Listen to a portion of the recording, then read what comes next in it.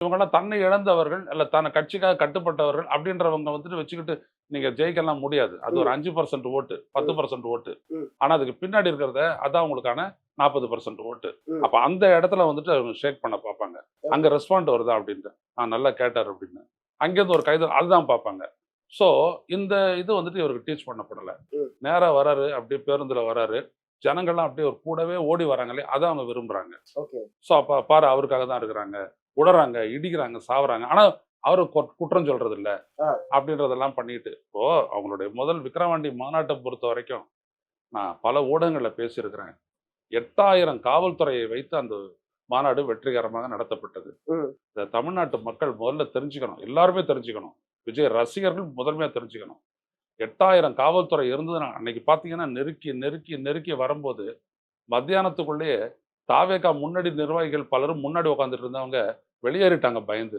Okay. ஏன்னா rush வந்துகிட்டே இருக்குது. மேடையை நோக்கி விஜய் கிட்டத்துல பார்க்கணும், கிட்டத்துல பார்க்கணுன்ட்டு. ம், அவங்களாம் தெரிஞ்சுதான் ரேம்ப் எல்லாம் போட்டு வச்சிருந்தாங்க. அதையும் தாண்டி கிட்டத்துக்கு வர வர சேருகிறெல்லாம் உடைஞ்சு தூளாயிடுச்சு. ம். அந்த நேரத்துல காவல்துறை அங்க இருந்த காவல்துறை தலைவர் என்ன சொல்லியிருக்காரு அப்படின்னா, அதிகாரி என்ன சொல்லியிருக்காருன்னா, "சீக்கிரம் விஜய பேச சொல்லுங்க.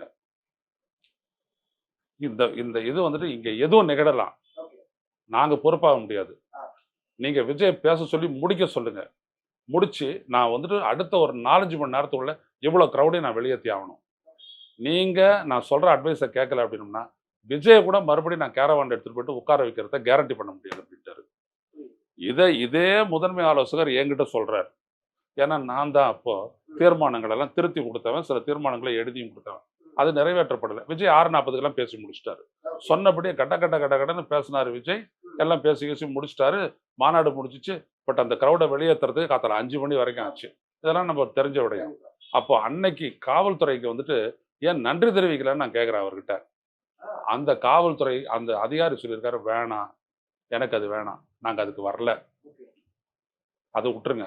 எனக்கு தேவை நீங்க நான் சொன்னது மட்டும் செய்யுங்க" அப்படின்னாரு. அதே மாரி இவரும் விஜய் எல்லாருமே.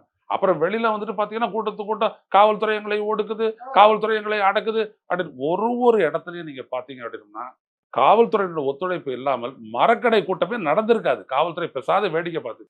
கரெக்ட். ரோட் ஷோ இல்லன்னு சொன்னபோது கூட, முதல் மக்கள் சந்திப்பு அவர் பண்ணும்போதும் கூட, மக்கள் சந்திக்கல மறுபடியும் மேல தான். ம். அப்பவே பார்த்தீங்க அப்படின்னம்னா, இவங்க 6 மணி நேரம் தாமதிச்சாங்க. காவல்துறை எதையுமே செய்யல. இன்னும் சொல்லப்போனா, வழக்கு கூட அவங்க மேல போடவே இல்ல.